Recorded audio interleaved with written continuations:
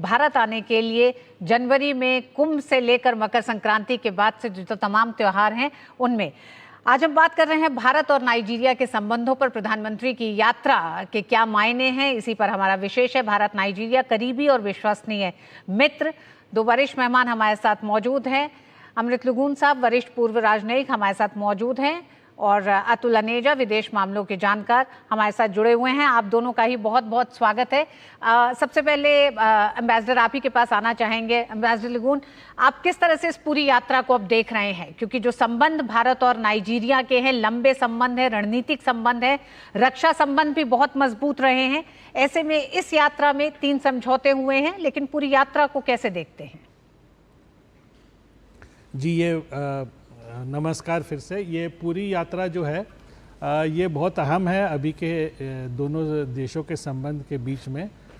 सिर्फ जो बाइलैटरल या द्विपक्षीय सिर्फ नहीं, बल्कि जो क्षेत्रीय हिसाब से भी बहुत महत्वपूर्ण है, क्योंकि भारत जो है दक्षिण एशिया में सबसे बड़ा देश है जनसंख्या और एरिया के हिसाब से, और उसी तरह जो है नाइजीरिया जो है जो पश्चिमी अफ्रीका में सबसे बड़ा देश है जनसंख्या के हिसाब से, और ना सिर्फ पश्चिमी अफ्रीका बल्कि पूरे अफ्रीका में सबसे बड़ा देश है।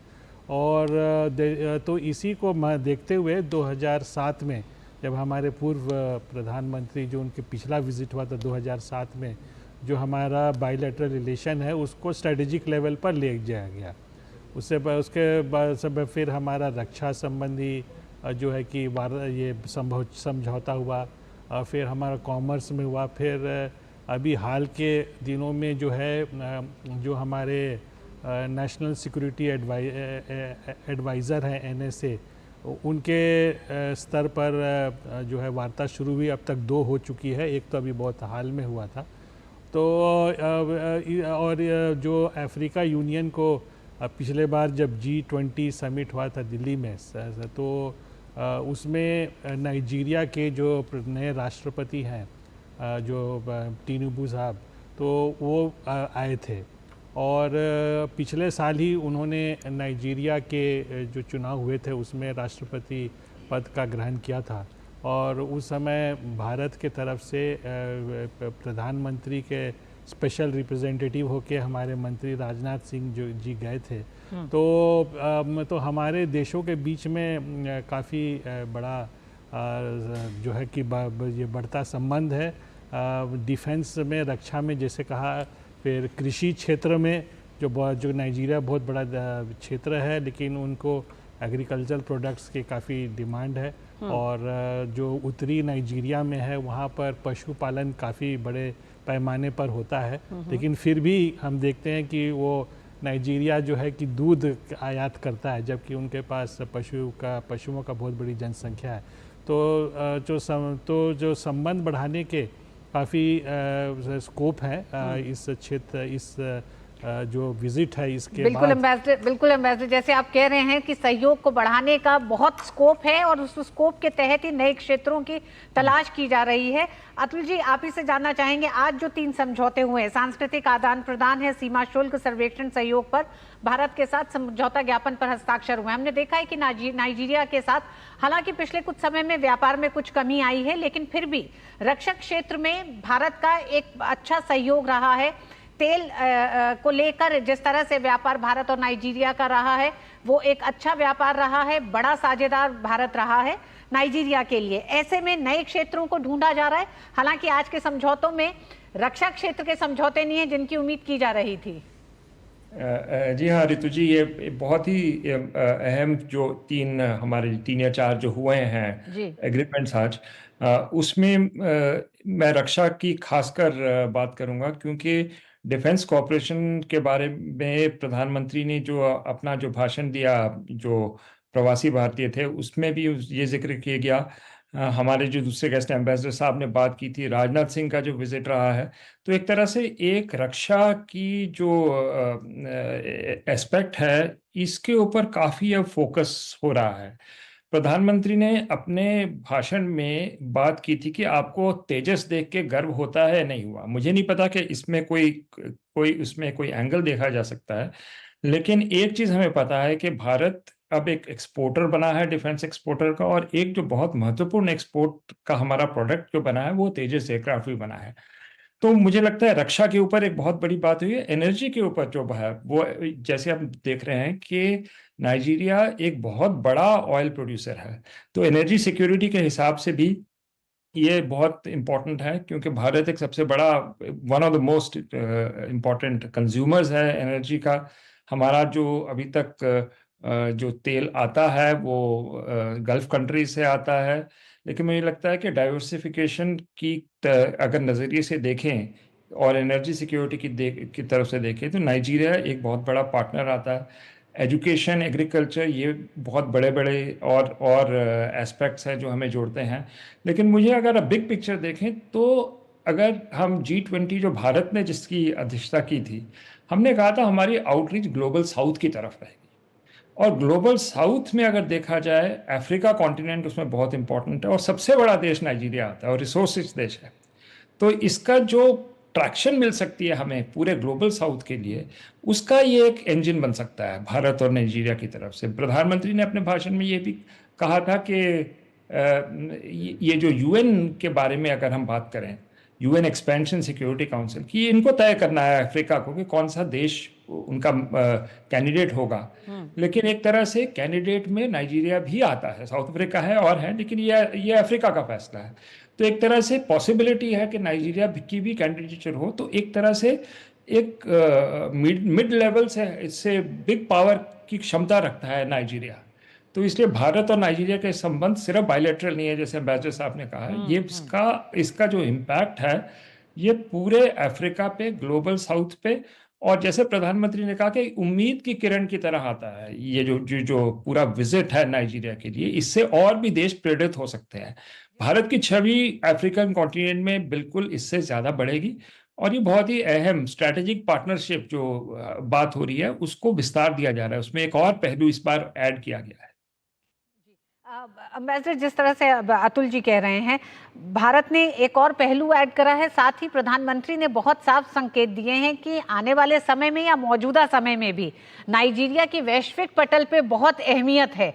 ये किस तरह के संकेत हैं और मतलब किन देशों को भी संकेत हैं? अगर ये बात कहते हैं प्रधानमंत्री, तो आने वाले समय में जब ग्लोबल साउथ की भी आवाज़ के साथ नाइजीरिया भी है, और हम ये भी देख रहे हैं कि G20 लगातार जिन देशों में हो रहा है वो भी ग्लोबल साउथ के ही देश हैं, तो हम इस तरह से देखते हैं कि एक गोलबंदी कहें या मजबूती कहें तमाम वैश्विक मंचों पर ग्लोबल साउथ की।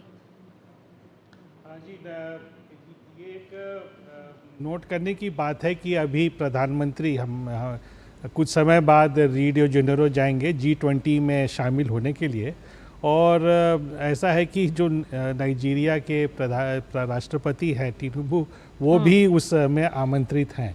तो दोनों जो है कि चूंकि इंडिया की पहल में पिछले साल जो अफ्रीका देशों को, अफ्रीकन यूनियन को G20 की सदस्यता दिलाई गई, तो उसी का एक कंटिन्यूएशन है या उसी का सिलसिले में आगे बढ़ रहा है कि जो है कि रियो डी जेनेरो में भी जो है कि वो जो नाइजीरिया के राष्ट्रपति जाने वाले हैं। और जैसे हमने कहा कि जो नाइजीरिया है और जो है कि अपने क्षेत्र में और पूरा अफ्रीका में जनसंख्या के हिसाब से सबसे बड़ा देश है, और उनके पास काफ़ी रिसोर्सेज हैं। तेल सबसे प्रमुख है, और काफ़ी उनकी जनसंख्या में तो सबसे बड़ा है, तो बाज़ार भी काफ़ी बड़ा है।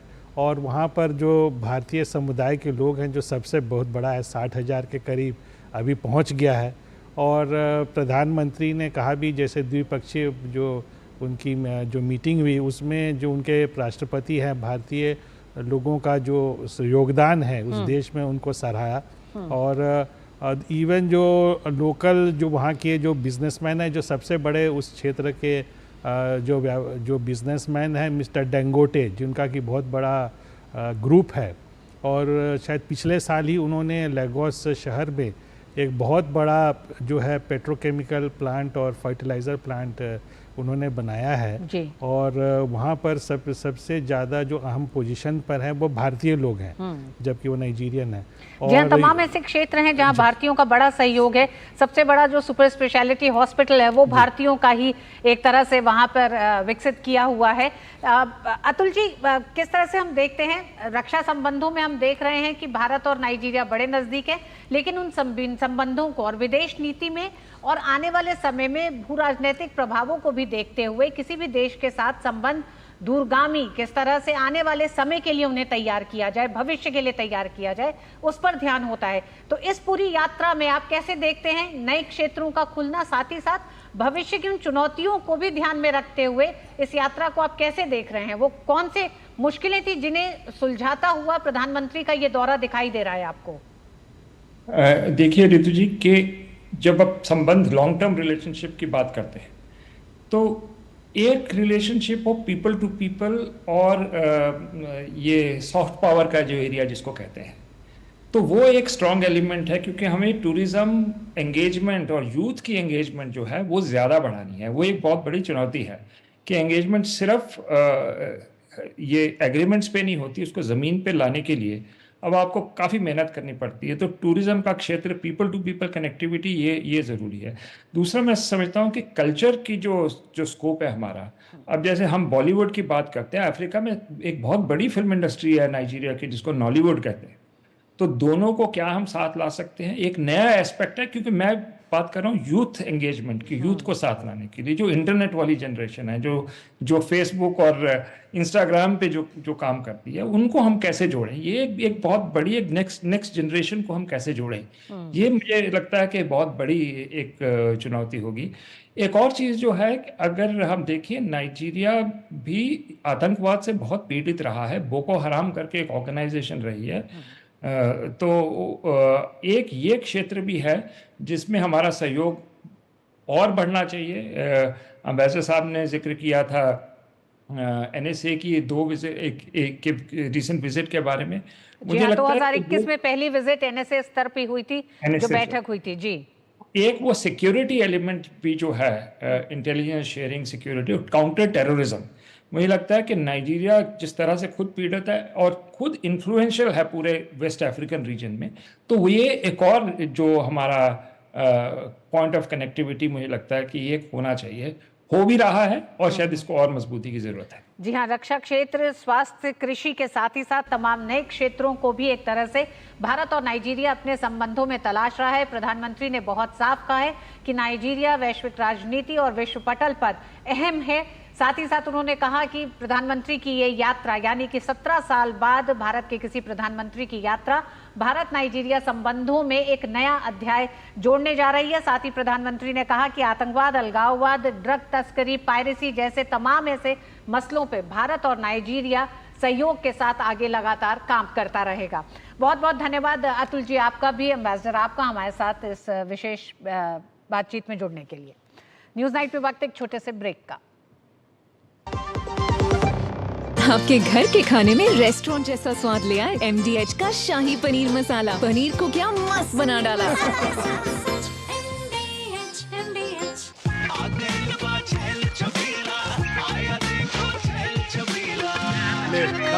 अच्छा भैया, मेरी गाय को भी अपने हाथों से चारा खिला दो। अरे खिलाई